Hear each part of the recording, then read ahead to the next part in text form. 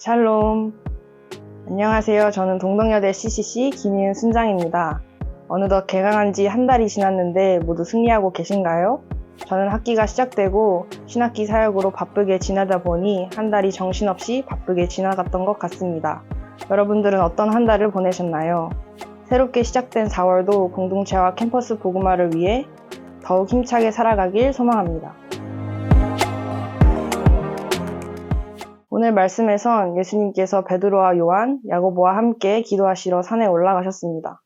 기도하던 중 영광스럽게 용모가 변화된 예수님과 함께 있는 모세와 엘리야를 보며 베드로는 예수님과 모세, 엘리야를 위한 3개의 초막을 짓겠다고 말합니다.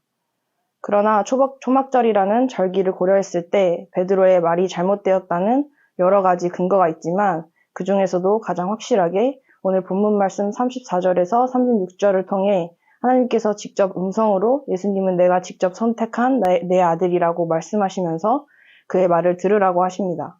그리고 그 소리가 그치자 그 누구도 아닌 오직 예수님만 보였다는 사실을 통해 우리는 항상 예수님만 바라봐야 한다는 것을 다시금 기억하게 되는 것 같습니다. 두 번째로는 귀신 들렸거나 병든 자를 고치는 능력이 있음에도 고치지 못하는 제자들에게 예수님께서 믿음이 없고 패역한 세대라고 하시며 내가 언제까지 너희와 함께 있고 참아야 하냐고 꾸짖으십니다.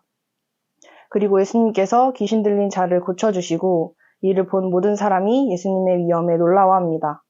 그런데 모든 사람에게 위엄을 드러내모이신 그때 예수님께서 제자들에게 내가 사람들의 손에 넘어갈 것이라고 하십니다. 저는 하필이면 왜 그 시점에 예수님께서 그러한 말씀을 하셨을까 생각해보게 되었습니다. 누가복음 5장 후반부에는 예수님께서 병든 자들을 고쳐주실 때 많은 인파가 몰려왔는데 예수님은 그 기회를 잡아 사람들에게 자신의 능력을 드러내기보다 한적한 곳에서 기도하셨다는 말씀이 있습니다. 같은 맥락으로 예수님께서는 사람을 고치는 사역을 하면서 성령의 능력으로 세상에서 높임받는 것을 제자들에게 권고하시는 것 같다는 생각을 하게 되었습니다. 초막을 짓겠다던 베드로처럼 그리고 귀신 들린 자를 고치지 못한 제자들처럼 지금 나의 시선은 예수님께 머물기보단 세상 사람들에게 빼앗기고 있지 않은가 돌아보게 되었습니다. 많은 사람의 시선이 있는 가운데서 지레 겁먹고 충분히 할 수 있음에도 해내지 못하는 제자들의 모습이 세상 앞에서 위축되어 있는 제 모습과 같아 보였습니다. 전공 수업에서 나보다 잘하는 사람들이 훨씬 많다는 이유로 스스로를 깎아내렸고 내가 그들에게 모범을 보이지 못한다는 핑계와 도움이 되지 못하는 것 같다는 생각에 학과 학우들에게 다가가 담대하게 복음을 전하지 못했음을 돌아보게 되었습니다.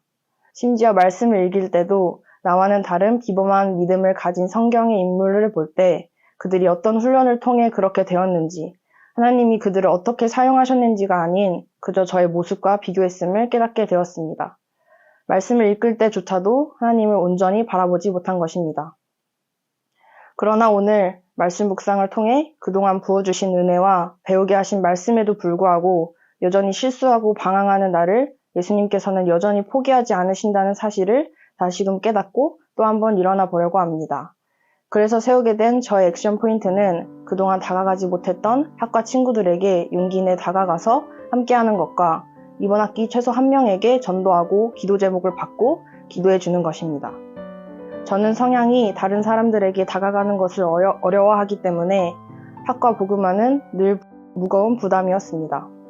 그러나 나의 어떠한가는 상관없이 말씀을 통해 제 마음 가운데 작은 변화를 시작하신 하나님의 일하심이 오늘 말씀을 보는 모든 시민분들 가운데 동일하게 역사하시길 기도하겠습니다. 오늘 하루도 말씀에 힘입어 살아가는 하루 되기를 축복합니다. 샬롬.